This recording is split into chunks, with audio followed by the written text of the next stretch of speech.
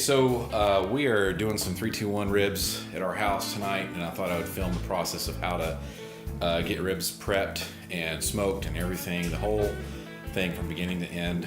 And anyways, so we goofed up on filming, and what I'm doing right now is I'm taking what's called the silver skin off of the back of the racks. And I got these racks at Kroger.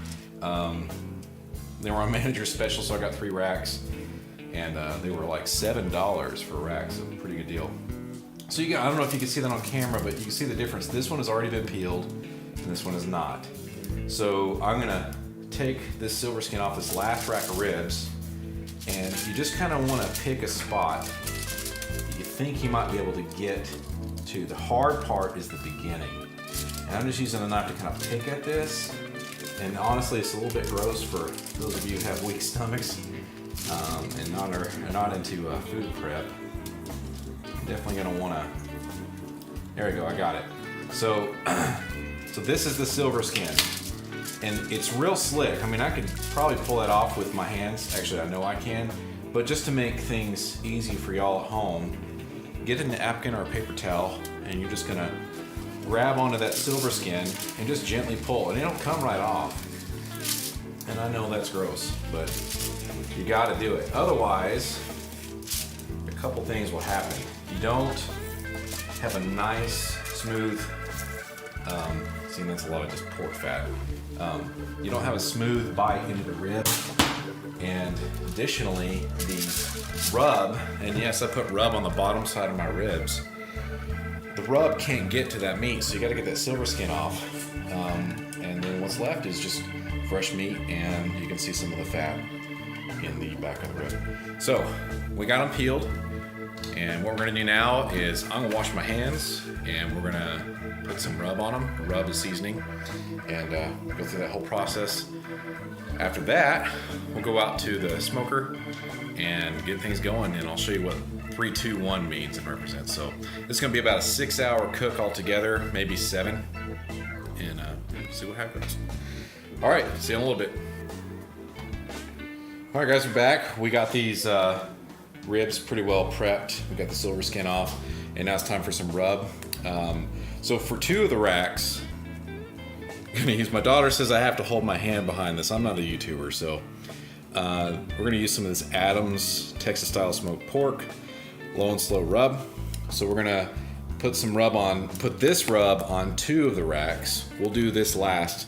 And this is an experiment of mine, some rub I made myself, and it is kind of a southwestern kind of flavor. It's almost like chili powder in its aroma. It's got cumin or comino, salt, pepper, garlic, cayenne, and some paprika. And so it's pretty straightforward rub, and we'll see how it goes. I don't know if it's going to be any good or not, but it has a very nice southwestern aroma.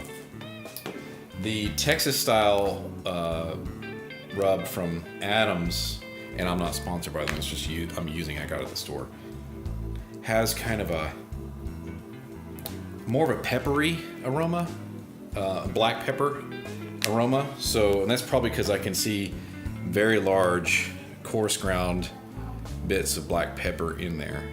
So mine doesn't have that much pepper in there. So what we're gonna do is these 2 racks here are gonna be this stuff. And this 1 rack, since it's an experiment, is gonna be my rub. So here we go. All right. And there is no binder on this at all. It's just straight up. Some people put binder. I have done binder before. I don't think it's absolutely necessary, because all the binder is meant to do is help the rub stick.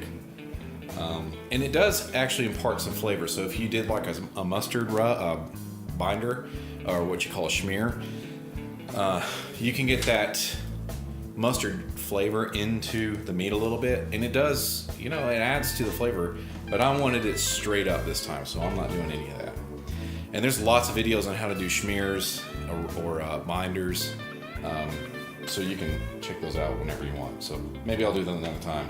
All right, here we go. So you just want to get things going. You want to, this ain't going so great, but You just want to kind of get the rub evenly coated, or coating all of me. Do this top part, show you how to do the top. Did you already stop? All right, cool. So we'll get the top, and this plastic used bottle of mine is not going so great. I can see why the pros will get their own stuff made, their own bottles made. I'm not a pro, I'm just a joke. So, all right, you can see how the meat's already sweating through that. And that's good. You want that. That'll help the rub bind to the meat. That is the purpose of a binder in the first place. All right, so we're gonna get these other two taken care of, and we'll come back in a little bit. All right, guys. So we got everything seasoned up. As you can tell, I didn't spill one bit of that rub on the table. I'm lying to you. Anyways, so I got that crap all over the place. So, all right, so these two ribs right here are the Adams stuff, and you can tell the difference in the color. And then this one right here is my stuff, and we'll see how it pans out. It'll probably be all right, because you smoke anything, it usually turns out okay. So it's just a matter of taste, what you like, what you prefer. And I could have done 3 different types of rubs on this, but I just didn't have it to do with. So these are ready. We're gonna let these sweat a little bit, and I'm gonna go outside and get my pellet smoker ready. We're gonna be smoking at 225 degrees. It is really windy here in Texas today, so y'all be prepared for a lot of wind noise across the mic of this phone. I'm sorry, can't do nothing about it. All right, guys, we are ready to rock. We got our temperature set on the pellet smoker. This is a Z Grill. I did another video about this thing, just real brief. Not a review, just kind of whatever. So, again, this is my rub, and this is the Adams rub here. We're smoking at 225. I have hickory pellets in the hopper, and we are gonna go. So, all right. I have heard comments that people are like, well, this thing doesn't make any smoke. I don't know if you can see that, but my assistant can tell you, perhaps confirm for you. What do you see? Is that smoke? Yes. Yeah, it's smoke. All right. So, and if it didn't smoke, we wouldn't taste the smoke. All right. So we're gonna put mine on first, and we're gonna push those back. I hate to do this, but I didn't want to push them because I didn't want to take any rub off, but it should be okay. Put these here, and the last rack goes on the grill, and we're ready to go. So we'll go ahead and close that and let those smoke. So you don't want to open this grill. They're going to be in there for 3 hours. This is where the 3-2-1 part comes in. 3 hours uncovered, unwrapped, just like they sit at 225. Then I'm going to pull them off, and you'll see what I'll do next, but we'll wrap them, put some butter and things like that on there. For 2 hours, they'll smoke like that. And then the final stage, the one part, is 1 hour, once again, uncovered, back on the smoker. All right, we'll come back in a little bit. All right, guys.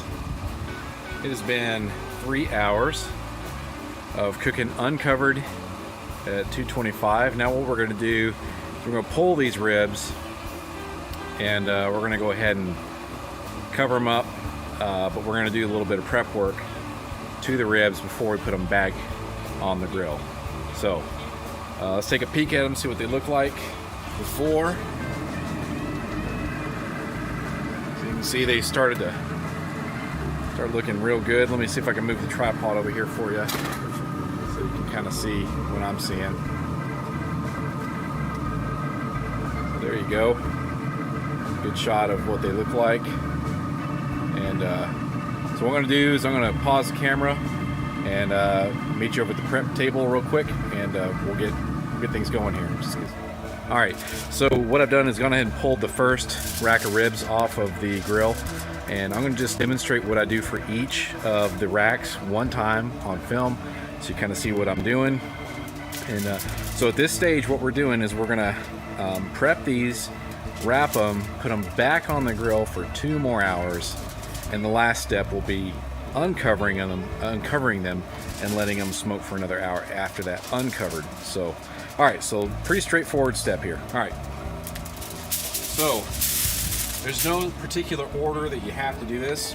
You can use all kinds of stuff. I had some leftover Dr. Pepper. Dr. Pepper's good on ribs, so you just take a little bit of that Dr. Pepper,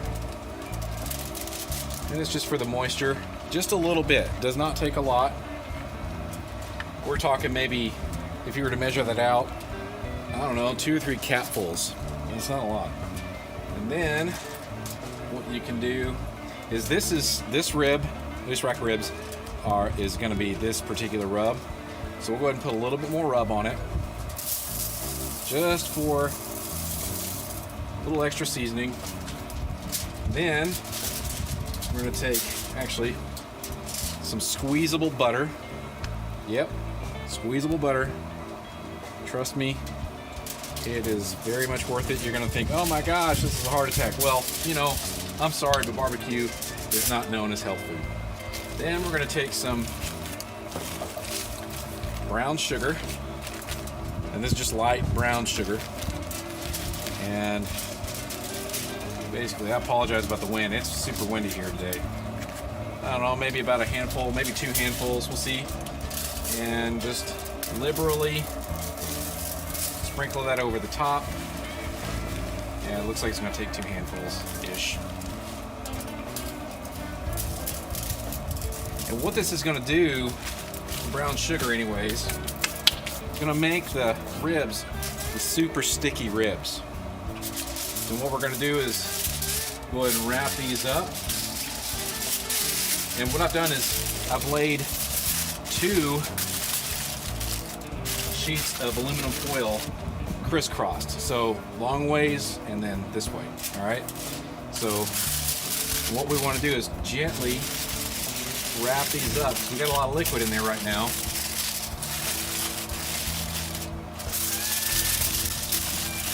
and that one is ready to go back on.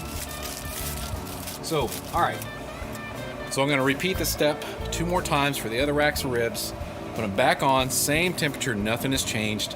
And then we'll see y'all in 2 hours when we pull them, uncover them, put them back on for that last hour. It's ready to rock. All right, guys, we are on the last leg of our barbecue journey here. It's been 2 hours and they've been going wrapped.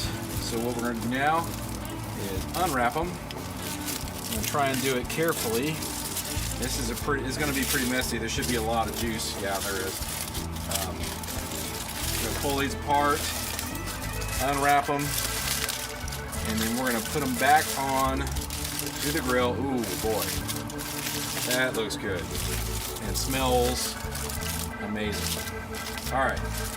So I don't know if y'all can see that. See if I can get the camera up closer for you so you can see the pull back on those ribs. Sorry about that, I kicked the tripod accidentally. But they are looking pretty good. So, gonna get some more rub on these things. And the rub at this point, sorry about the camera shaking. Rub at this point is really mainly for texture when you put it, you know, when you're eating it.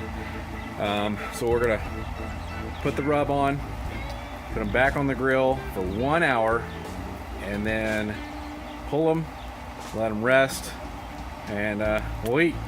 So see you in a little bit. All right, guys, just a quick shot before we pull these off the grill.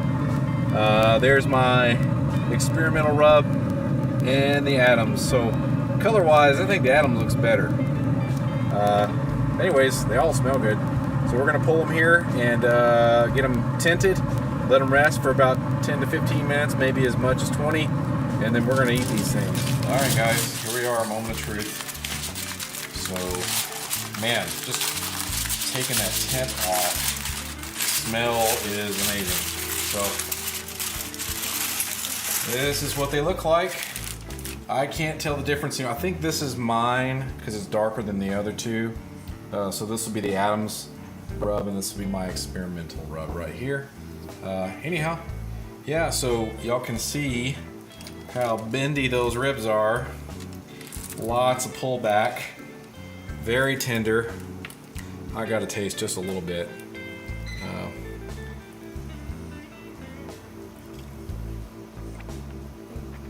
Oh yeah, we're good. Okay, thanks for watching.